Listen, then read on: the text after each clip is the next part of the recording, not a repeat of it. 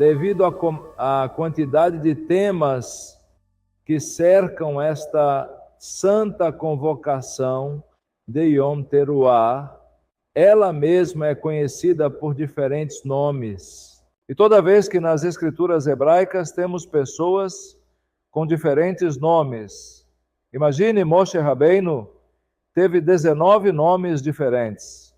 Toda vez que nas escrituras encontramos pessoas ou festividades que têm diversos nomes, é porque contém em si mesmas tantas coisas que apenas um nome não basta para abranger tudo.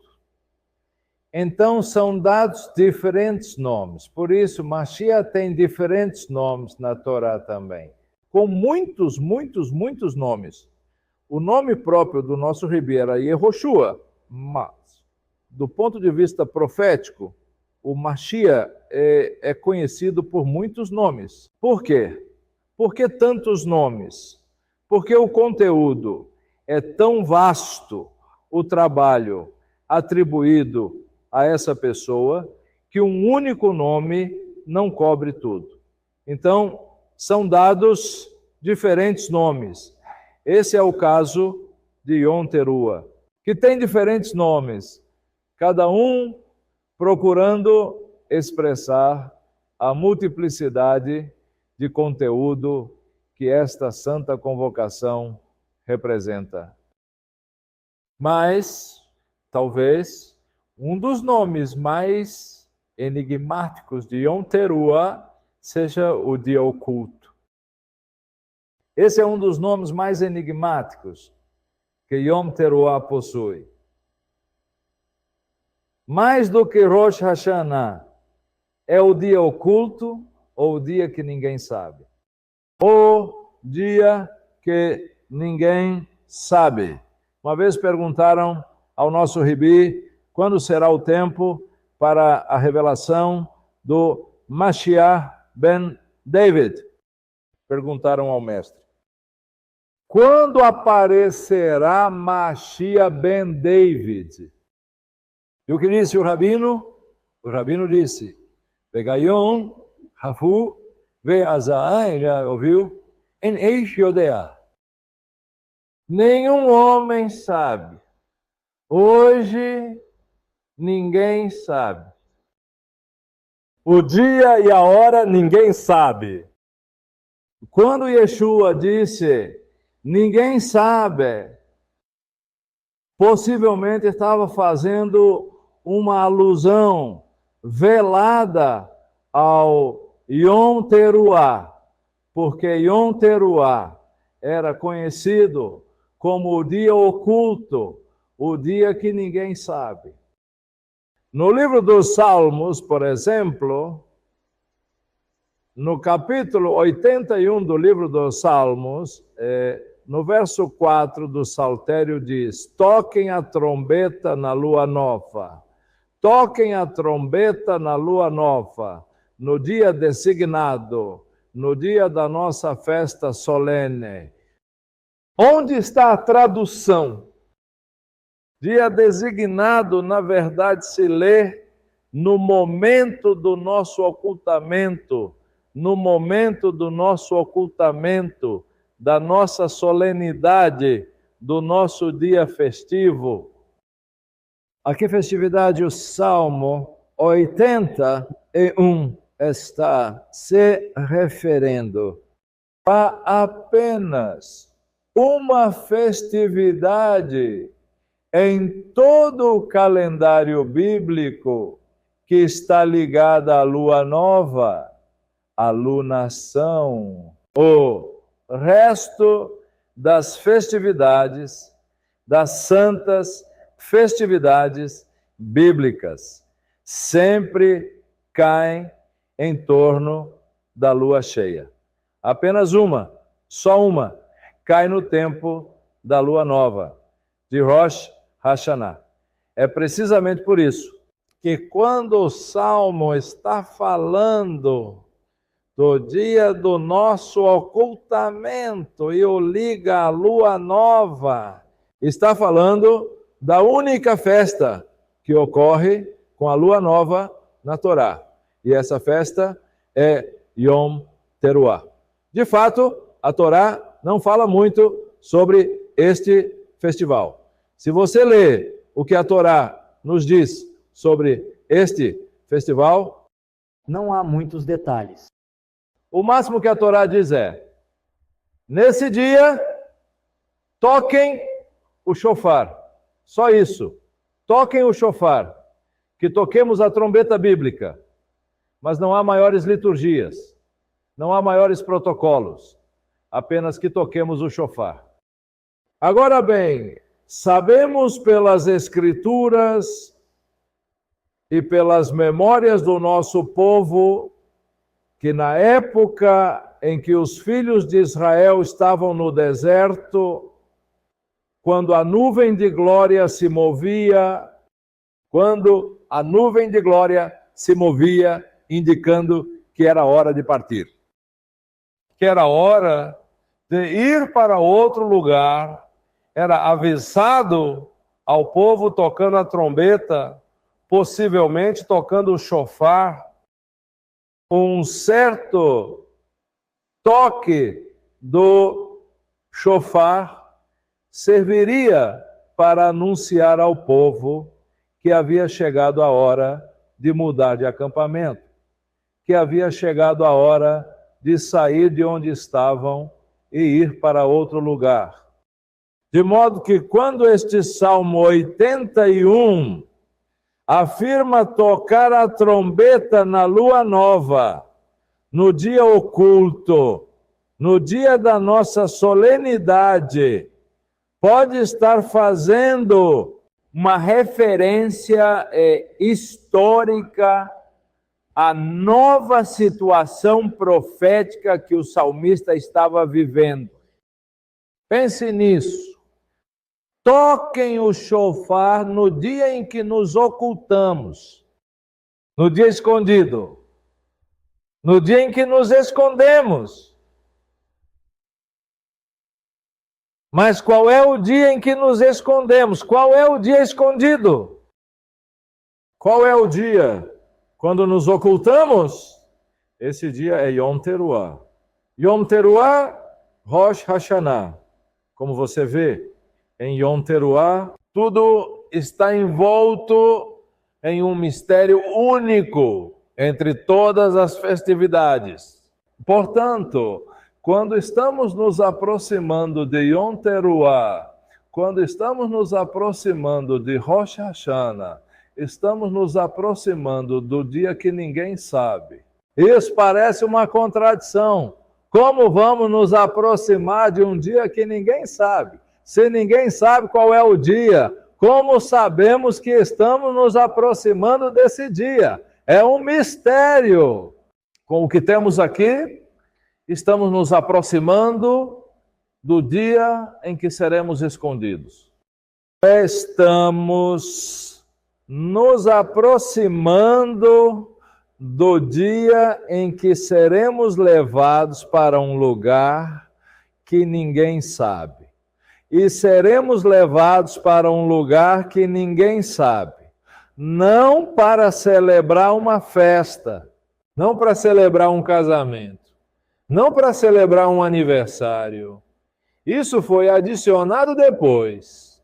Isso é tão bonito. O casamento, o aniversário, o ano novo, isso foi adicionado depois. Mas do ponto de vista histórico da Torá, seremos levados a um lugar oculto, escondido da vista pública. Para quê? Para sermos julgados, para ouvir as acusações do promotor e enfrentar nossos atos, sejam bons ou sejam ruins.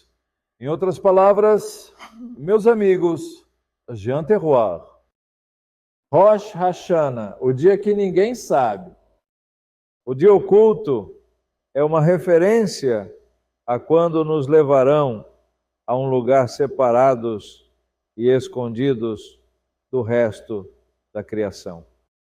O dia quando vão te levar, vão nos levar todos nós a uma câmara secreta, no dia em que cada um deverá se apresentar diante do tribunal celestial, ouvir as acusações e, eventualmente, 10 dias depois, ouvir a sentença, o veredito sobre nós. No encerramento de Yom Kippur, portanto, por ser o dia que ninguém conhece, por ser um dia oculto, que não temos ideia quando realmente seremos chamados ao julgamento, a própria natureza do dia e o que tem ocorrido nesse dia desconhecido. Sobre isso não encontramos muitos detalhes na Torá. No entanto, todos os profetas bíblicos, assim como os sadiquim, os sábios justos do nosso povo, nos alertam em sua interpretação dos textos sagrados bíblicos que devemos levar muito a sério esse mistério do dia oculto da santa convocação de Yom Teruah. Israel dizia a um de nossos profetas: prepare-se para encontrar-se com o seu Deus. Prepare-se para encontrar-se com o seu Eloha. Outro profeta disse: venham logo, diz Hashem, sentemo-nos para raciocinarmos juntos. Venham logo, diz Hashem, sente-se, vamos raciocinar juntos. Disse outro grande que certamente vocês se lembrarão: Vidai, Eurai, Vidai, Eurai. Porque não sabeis quando será o dia.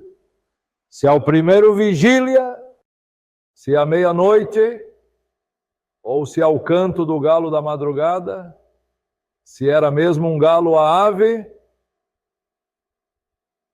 ou se era um levita, que chamavam de galo, que anunciavam, tocavam as trombetas no átrio do templo. Disse outro Tana do primeiro século: é necessário que todos nós apareçamos diante do tribunal. Diante do tribunal é necessário que todos nós nos apresentemos um dia diante do tribunal. Meus amigos, saber a quem servimos, saber de quem vamos receber as recompensas de nosso trabalho e saber no final do dia perante quem prestaremos contas de nossos feitos é fundamental. É fundamental para não sermos etiquetados e evitar cair na armadilha de ser politicamente corretos. Porque se soubéssemos exatamente quando seríamos convocados para o julgamento, poderíamos nos distrair com muitas coisas aqui e lá, e então, algumas semanas antes, correr para encontrar um advogado e preparar nossa defesa. Isso é normal no sistema de justiça dos homens. Você viaja para o tribunal, a pessoa se apresenta, tiram fotos dela, leem as acusações para elas e dizem quando terá que se apresentar no julgamento. Mas não é assim no sistema de justiça do Deus Todo-Poderoso. Nenhum homem sabe. Ninguém sabe. Portanto, cada um de nós deve se preocupar com sua conduta durante todo o ano, e não deixar o arrependimento para quando chegar Rosh Hashanah. Uma vez um rabino estava ensinando seus alunos sobre a importância da chuva, a importância do arrependimento, e ele disse: vocês devem se arrepender 1 hora antes de morrerem. E um dos seus alunos perguntou: e como vou saber o dia, a hora da minha morte? O rabino respondeu: você tem razão, por isso tem que se arrepender hoje. Hoje, se ouvirem sua voz, não endureçam seus corações. Hoje, Ayom, é o dia do arrependimento, não uma data específica do ano. A ideia muito conhecida no cristianismo popular de que pecar no domingo e se confessar na segunda não funciona aqui. Ou que no domingo eu vou festejar e pecar e na segunda me confesso e empato. Não é uma ideia bíblica, não é uma ideia judaica, não é uma ideia talmúdica, não é uma ideia messiânica. Rosh Hashanah não é um dia para se arrepender. Se você espera Rosh Hashanah para se arrepender, está fora do jogo. Rosh Hashanah é um dia para lembrar que quando menos esperar, pode ser retirado deste mundo e oculto à vista de todos e julgado pelo tribunal celestial, porque todos temos que comparecer ao tribunal para prestar contas de nossos atos. Portanto, meus amigos, temos que estar vigilantes diariamente, fazendo uma autorreflexão, diariamente, constantemente, para quê? Quando o dia que ninguém sabe chegar até mim, eu esteja preparado e não me surpreenda desprevenido. Rosazana é um lembrete solene que o dia do desaparecimento e a sua partida deste mundo ninguém sabe. Consequentemente, devemos sempre estar preparados, porque quando menos esperamos, em um piscar de olhos, a vida pode mudar radicalmente para qualquer um de nós em um segundo. A vida pode mudar para qualquer um de nós em um segundo. Nos mover deste mundo e sermos ocultados para sempre deste presente dado. É verdade que Rosa Susana significa literalmente cabeça do ano, embora seja o 7º mês do calendário bíblico, é o primeiro mês em um sentido diferente, em um sentido fiscal. Nós também usamos esse tipo de nomenclatura na nossa cultura, não bíblica. Aqui no exílio, por exemplo, o ano escolar é diferente do ano fiscal e é diferente do ano natural. Aqui no Ocidente, o ano começa em 1º de janeiro e termina em 31 de dezembro. Mas também temos o ano fiscal, que começa em 15 de abril e termina em 15 de abril. E certifique-se de estar em dia com o tio Sam nesse ano fiscal. E também temos o ano escolar, que normalmente começa em meados de agosto e termina em meados de junho.